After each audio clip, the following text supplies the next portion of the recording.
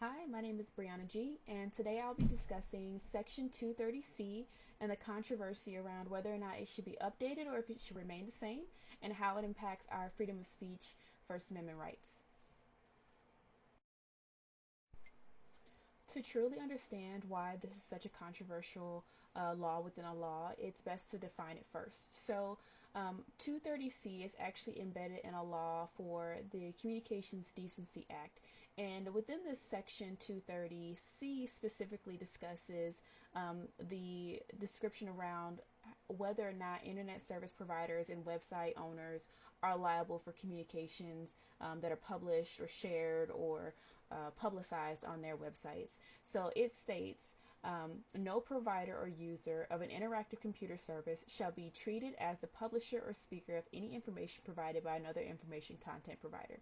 So that is a lot of words basically to describe that if somebody publishes something on Facebook, for example, that is not true, that is seemingly biased, unlawful, Facebook themselves would not be held accountable in any way regarding whatever the content was that they shared. Section 230C goes on to further describe that no provider or user of an interactive computer service shall be liable on the account of any action voluntarily taken in good faith to restrict access to the availability of material that the provider or user considers to be obscene, lewd, lascivious, filthy, excessively violent, harassing, or otherwise objectionable, whether or not such material is constitutionally protected, or any action taken to enable or make viable available to information content providers or others that technical means to restrict access to material described in a paragraph. Many people would say that the Section 230 within the Communications Decency Act needs to be updated because it seemingly allows for a lack of accountability on part of the internet service providers and platform owners who allow for the consumers or individual persons to go on their websites and publish these things that could be considered offensive, filthy, excessive, violent, lascivious, or obscene on their websites. For example, a huge issue would be if someone is being attacked or there's um, defamation that's taking place, and the person who's published this is anonymous, and the internet service provider isn't under any obligation to provide contact information or has no means to do so because of how their platform is designed. Truly, the issue with updating Section 230 is that any of the updates that have been proposed recently infringe on the First Amendment rights for those who are publishing and on the ISPs and the owners of those platforms. So, for example, the internet today that we know and we love and appreciate and value would not exist if the ISPs and the platform users or platform owners had to be accountable for every single thing that the public places on their websites or their platforms. Though there are several things that are not covered by First Amendment rights, many things are. And so any updates to Section 230 would put severe, undue parameters around First Amendment rights when it comes to publishing things on websites or forums that allow for it. Websites such as YouTube, Facebook, Reddit, Wikipedia, Twitter, and eBay all primarily rely on the ideas, social media posts, and other content provided by users. These companies would not exist if it weren't for Section 230. Additionally, many arguments for updates to Section 230 put, again, undue punitive effects on those ISPs and those platform providers that would negatively impact their ability to allow for multiple consumers to post and share content. Among the top used platforms in 2018, many of those platforms require some form of consumer communication or consumer post in order for the website to be successful. The only one that was listed that wasn't this way was Netflix because they create most of their own content.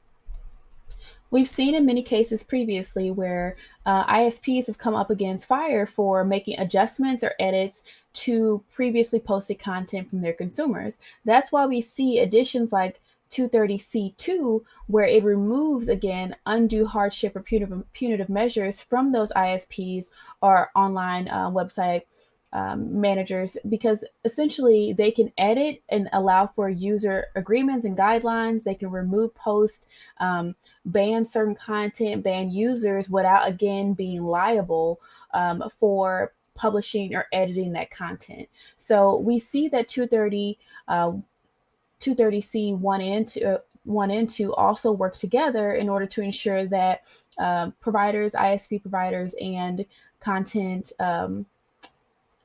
platforms aren't necessarily being held accountable unnecessarily for the things that their consumers are doing. In conclusion, 230 should remain the same because it has undue circumstances on our First Amendment freedom of speech rights by imposing rules and regulations that would impact online users from communicating their opinions, political views, different things that might have dangerous implications if any modifications occur to 230.